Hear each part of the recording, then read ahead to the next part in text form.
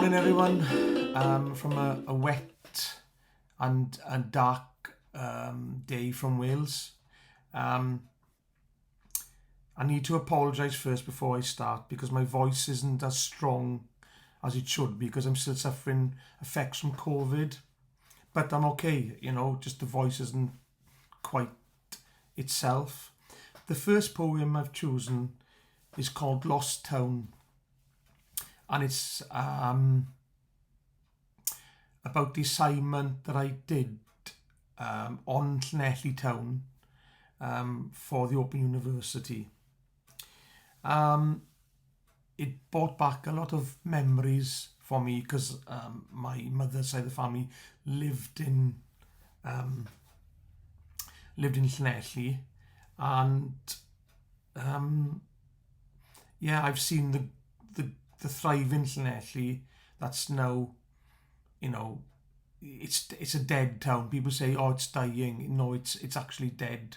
But there is still hope there because there's a lot of people speaking up about their town and how they feel about it. So I've called this Lost Town.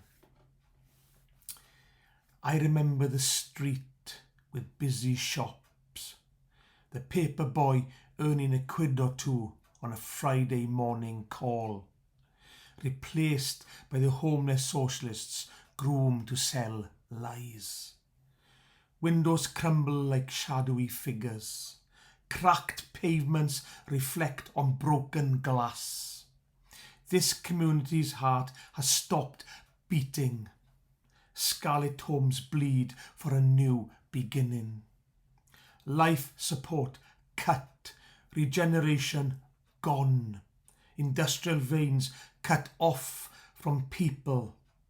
Dollars piss their cash down the empty drain. This street is drowning in pure poverty. Drugs a menace in wide open spaces. Saucepan the county lines for synthetic zombies addicted on spice. Sleeping rough between shop doors and busy police cells. Union is strong in this town of passion. People have a new calling to speak up, to write their stories of forgotten dreams, and to become the warriors of hope. Thank you. And the next poem is on my grandfather, who worked in the industrial part of Treharne in Duport Steelworks. And this industrial life made him tough, an angry man, really. I suppose, working in the furnace itself, day in, day out, I suppose, he had a right to be angry and cross. I don't know, but this is a story on my grandfather. It's called Lost Life. I am born to work with fired steel. My hands are hard with fading lines. The furnace hot as the sun's core. Skin burns beneath my fingernails. Tin-plate flames, I've served you with blood. Coking the blast with sulphur flux. 20 years of sweat and fury. A mean father I have become, as mean as the hot iron ore. A man with rage who cares no more. Smelting pot, the metal glowing. Early morning shift has ended. I wear my hat for the last time. Cancer finished my working days. Bastard tumour destroying me. No food on the table to share. The family eat poor man's food. The children go to school in rags. They write with fine materials. Furnace man stands tall with passion. Thank you. Thank you very much. The next poem, this one's a bit different. It's about the alpine strawberry that grows in the hedgerow in Wales, and especially the back roads and between fields. And I thought I'd write this to commemorate the luscious fruit of the alpine strawberry, and how Moorish it can be, you know. It's called, I've used a Latin name for alpine strawberry in this poem, and it's called Fragaria Vesca in midsummer. Your little life starts by showing hints of green and petals of white cream. Growing in patchy soil, you dance in the rain, your roots nourished, ready for the next stage of your evolution. The month of June arrives, bearing your half-naked flesh, waiting to bloom into glorious red. July steps in, the new season of thoughtful fruits emerge in the hedgerow. You surprise us year after year with delightful taste of summer. Your red body bursts into bloom, now exposed to many mouths of nature.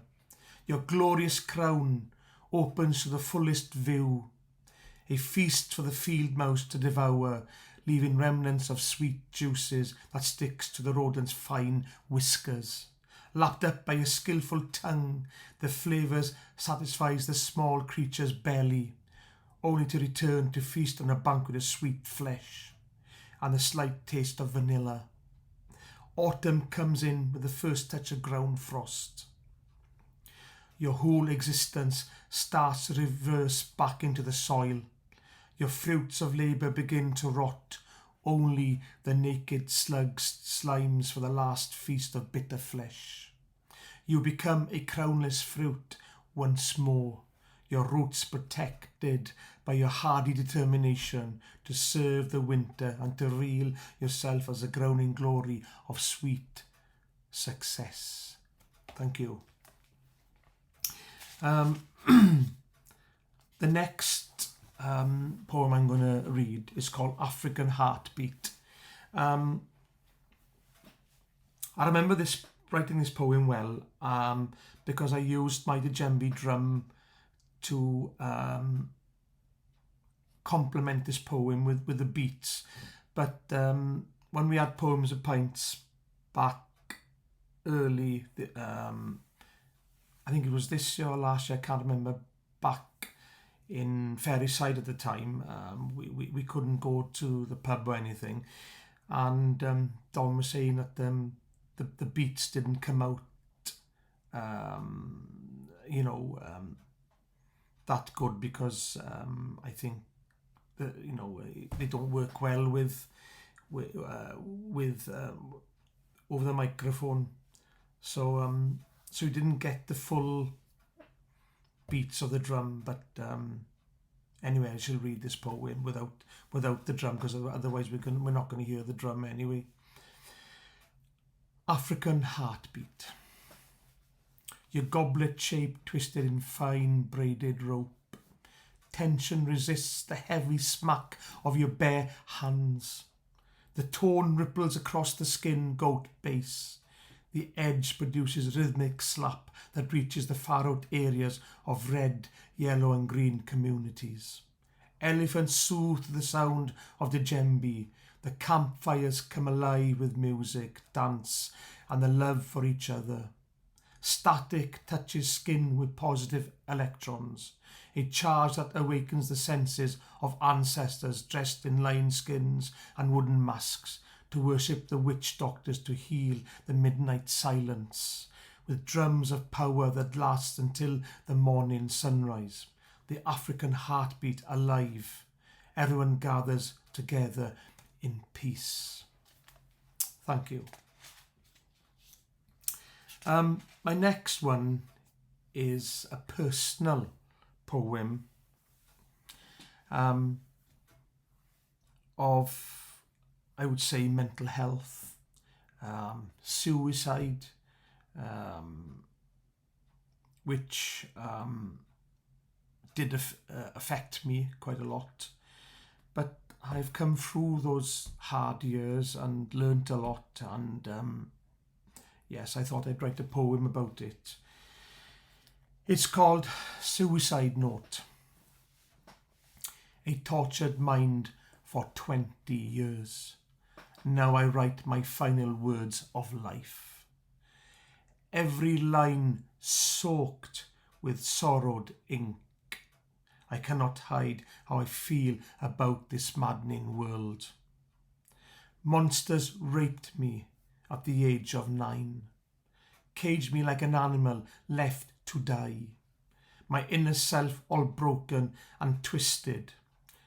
The child in me that day was destroyed.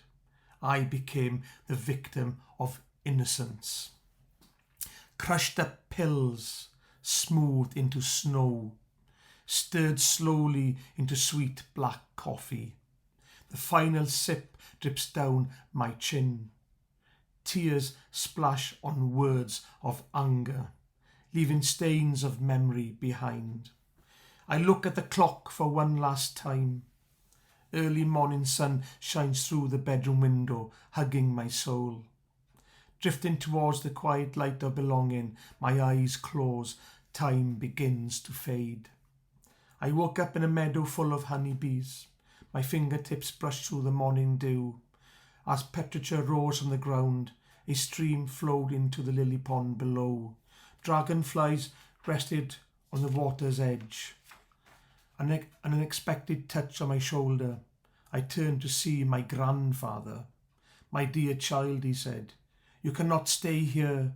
You have work to do." He kissed me on my head and said goodbye. We will meet again one day. Pure light pulled me back like gravity. My eyes opened. Doctors had saved my life. Poison pumped from my empty stomach. Every hole drowning with black charcoal. The pain unbearable. I wanted to die again. A voice whispered in my ear. My lost mother said, "You are a survivor. Live your life. Break the chains of your shackled mind. Let peace enter your soul." I found home that day. I was free. I was alive. Thank you. The next poem is about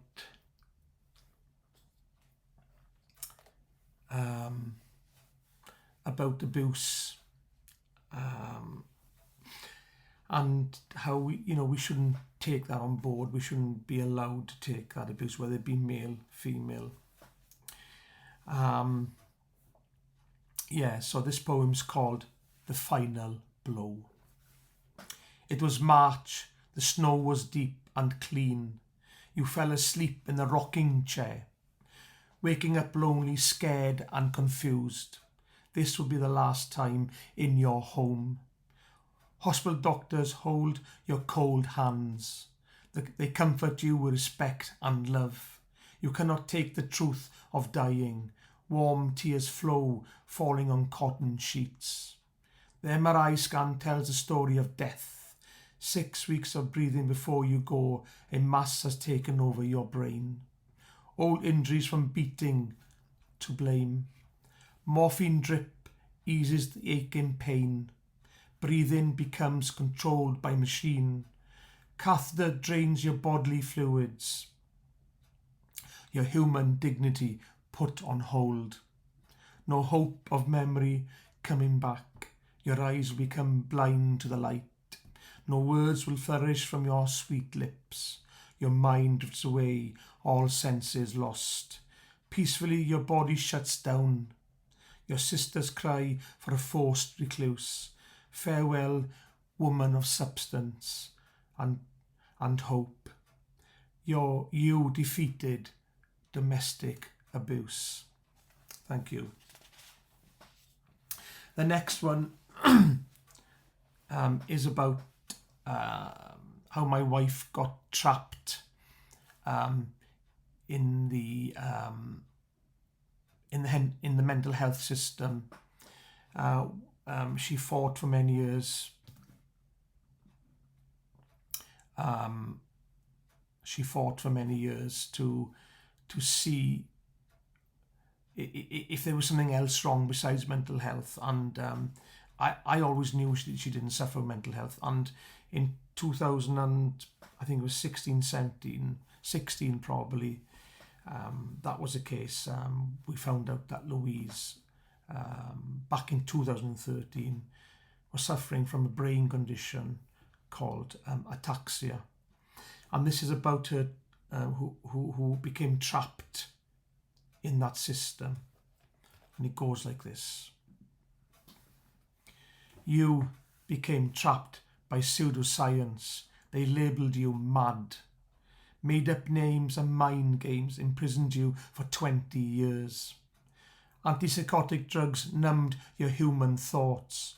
Your passion for writing died, replaced by written reports of a person that did not exist. Hidden lies and the stench of pure bullshit circulates on your doctor's notes. Life passed you by, the outside world had forgotten they had his sister. This wasn't the end, this was the beginning of a cocoon, a butterfly that would spread her wings and touch humanity.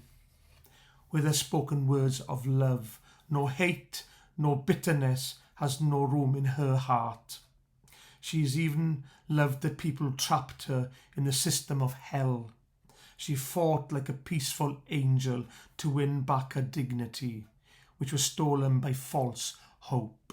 Today you'll see a phoenix rise, not from the flames, but from words that were lost all those years ago. She has broken the chains of madness. She is free to write again.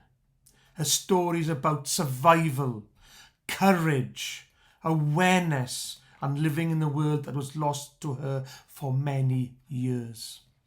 Louise, you are a true woman of words, a keeper of the pen and the master of the turned pages that reveal your true life.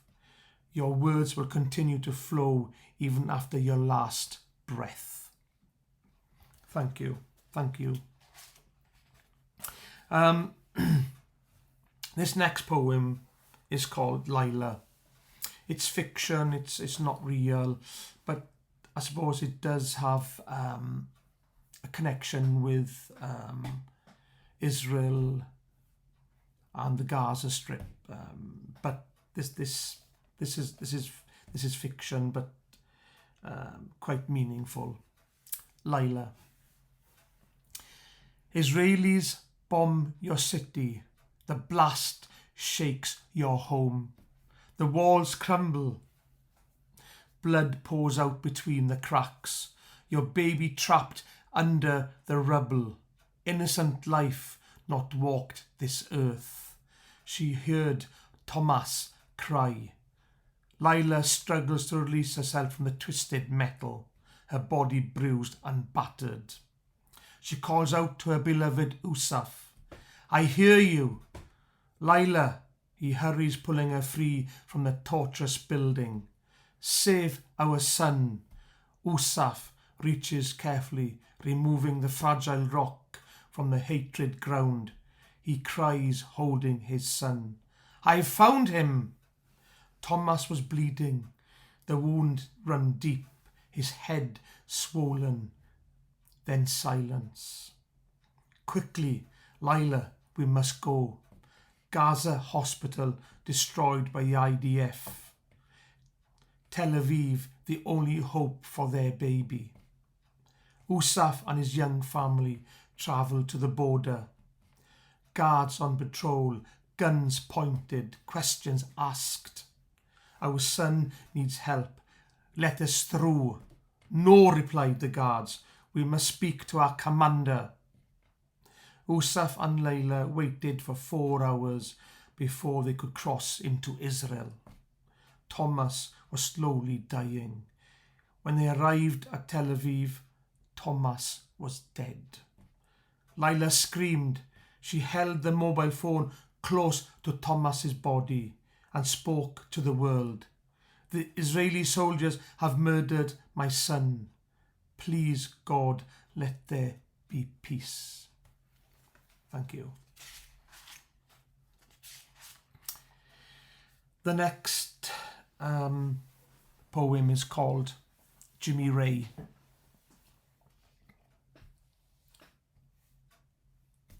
What does he pray for? A car? Some money? No. Death maybe, but most of all he prays for forgiveness. He's been a mean fucker in his life. Treated people like shit in the back streets of Belfast. Killed innocent lives because of rebellious hate.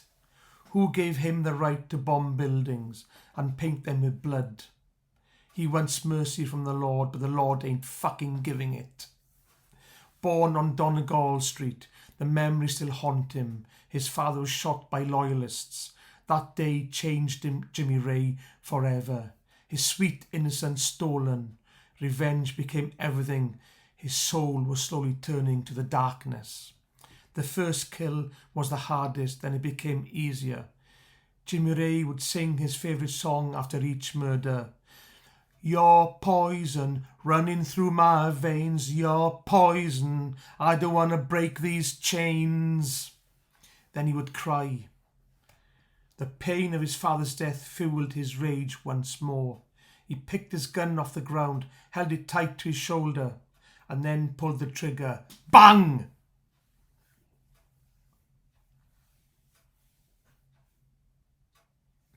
Another innocent person dead. This was the last time Jimmy Ray spilt blood. He had killed a child.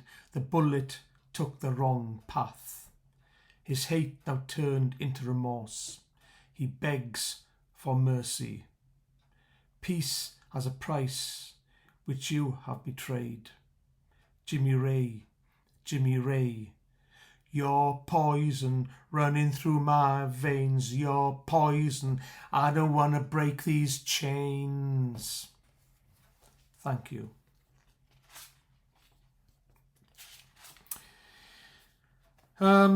This is a Welsh poem that I wrote. I think it was, I can't remember the name of the festival in Sweden a couple of weeks ago. I think a few of some poems pints had gone on to do some poetry on there. I'll read the Welsh one first and then the English one. In English is called I Am Welsh, and I'll read the Welsh one first. Rodw un Cymraeg. Cefais fy eni o wlad hon, roedd fi yn weryddiau Celtydd yn gorwydd yn gadran ymyriad hanes. Amladodd fi hynafiad lawer o ffroedau dros heddwch, dros deulu ac ymgariad i gwlad rydym yn galw Cymru. Heddiw, do'n dal i gario phlemau o berthyn. Mae bobl yn wlad hon yn amladd am yn hyniaeth. Mae nhw'n gwybod gwir ystyr diwylliant cyfoddog sy'n boedio'r eniad a chan a broedonaeth. Mae Gymru yn angerdd dwfn yn grif rod un mi'n benithio a straeon llun gwirin an sy'n gynharaid dychymag yn atgofa cynhyliodd erech nad ydyn ni'n fach nad ydyn ni'n ofon i siarad o'r gylon. Bydd gan bob plentyn ananodd yn y wlad hon i straeon i hun hadrodd. Bydd Cymru yn gael i siapio eto gyda thodau wagion. Bydd dergylion y bwstall goch yn anladu tan newydd. I should read the English version. I am Welsh. I was born of this land. My Celtic roots lay firmly within the soil of history. My ancestors fought many battles for peace, for family, and for the love of their country we call Cymru. Today, I still carry the flames of belonging. People of this land fight for their identity. They know the true meaning of rich culture that feeds the soul with song. and poetry. The Welsh are deep, passion is strong, we are blessed with folklore, stories that intrigue the imagination, a reminder to other nations that we are not small, we are not afraid to speak from the heart. Every child born in this land will have their own stories to tell. Cymru will be shaped again with wagging tongues, and the mysteries of the red beast will breathe a new fire. Thank you.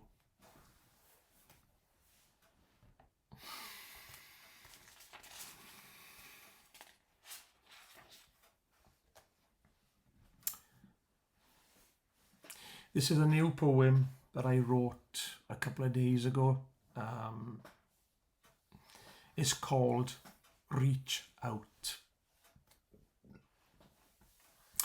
Many voices, one world. Billions of lives touched by the ripple of negativity. Words are strong, words are wise. Only if they mean the truth and not full of lies. Fake news spreads hatred across the globe. We are being brainwashed in believing there is hope. Write with loving ink on caressed paper. Fill the gaps with positive language. Sound and rhythm vibrate across the land, touching the hearts of beautiful souls. People are born to love this earth. Why do we still destroy it? Our minds have been invaded. Control is the enemy.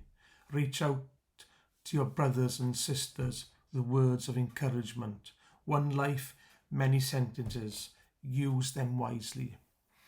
I forgot, I'd like to thank Bar for reading that out in Poems and Pints last week. I was on holiday in Glastonbury and Wells. And I wrote one poem the day I arrived there. I was in Glastonbury, looking down on the whole Somerset levels, and how magnificent the Toe stands tall in Glastonbury. So this is called Glaston Toe. The Toe stands tall in atmospheric oxygen, perched on a giant mound of clay and iron ore, breathing mystical legends across the Somerset levels. Dinosaurs once roamed this land of eroded sandstone and blue shale. King Arthur still whispers his name at Chalice Well, a healing place of terraced hills and middle-aged communities.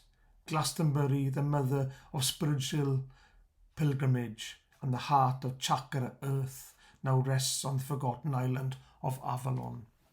Thank you. The next poem is called Rastafil.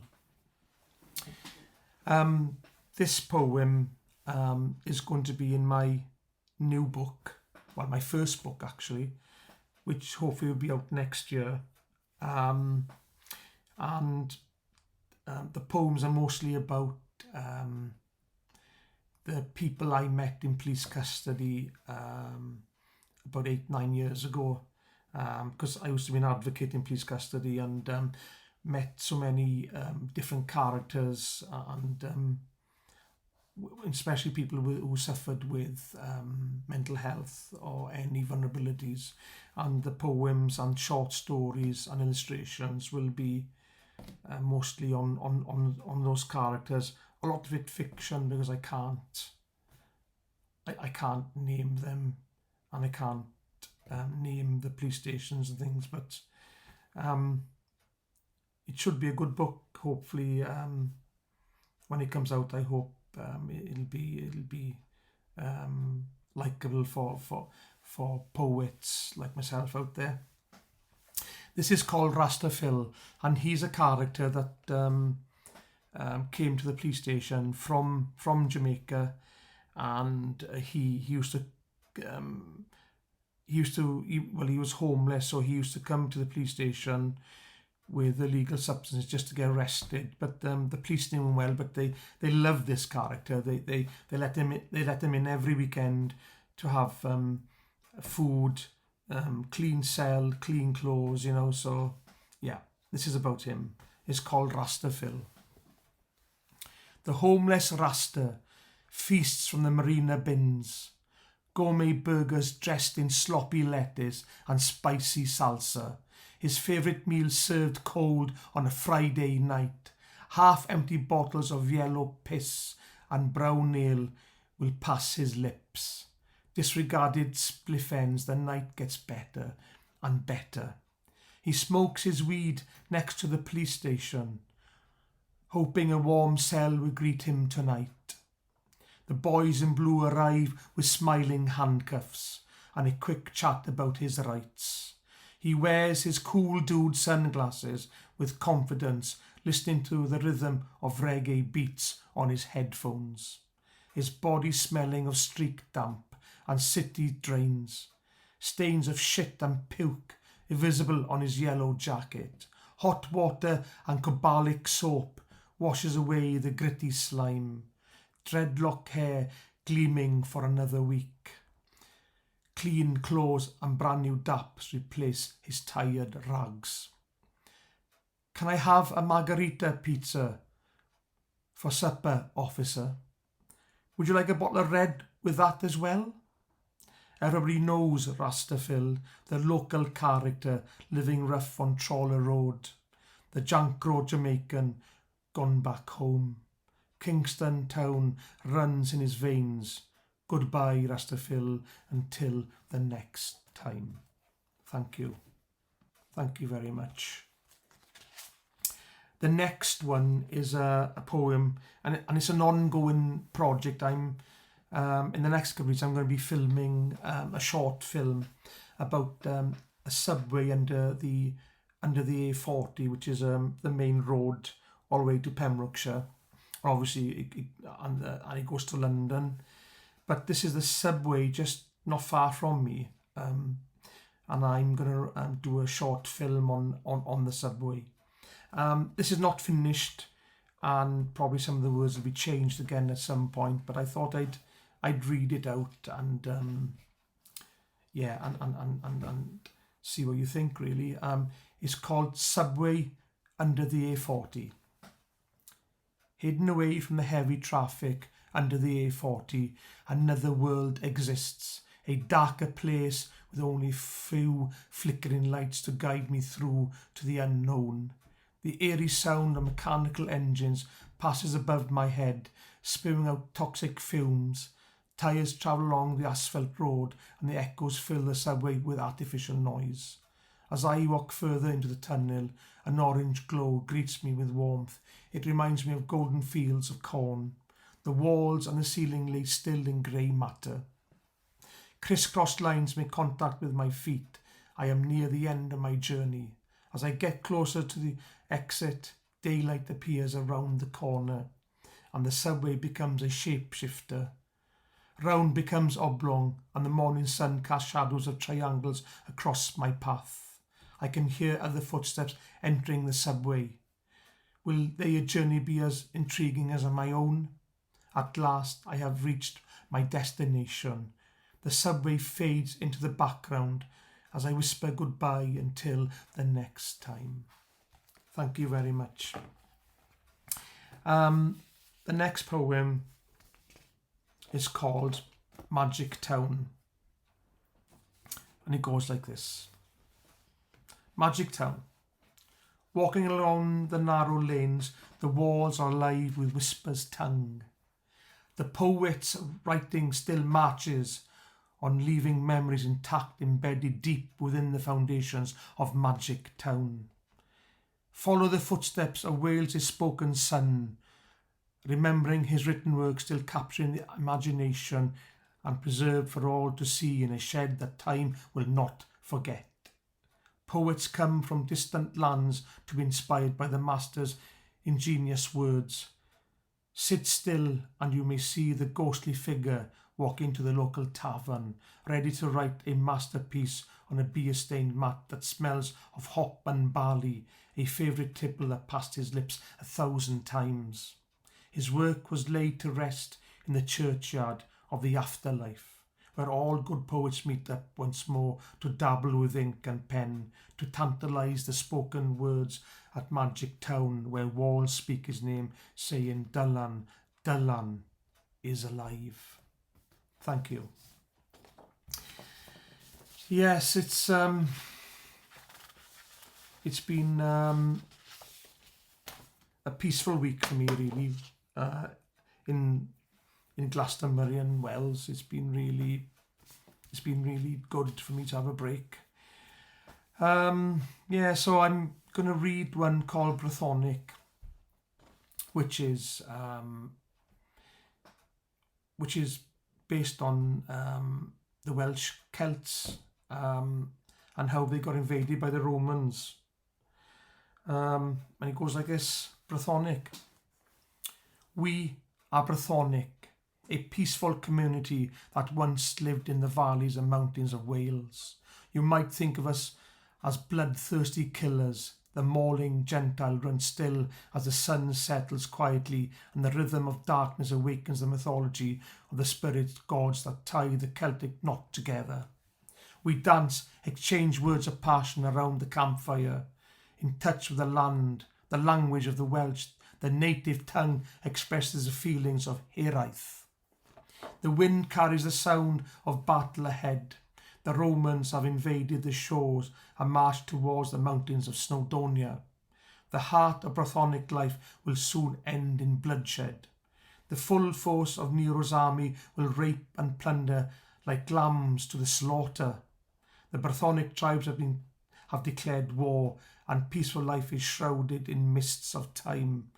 Buddig Buttersia has sent a message to all Britannica village across the land to attack with fierce souls and leave no Roman soldier standing, no last breath, and to cut the snake's head off with a clean blade.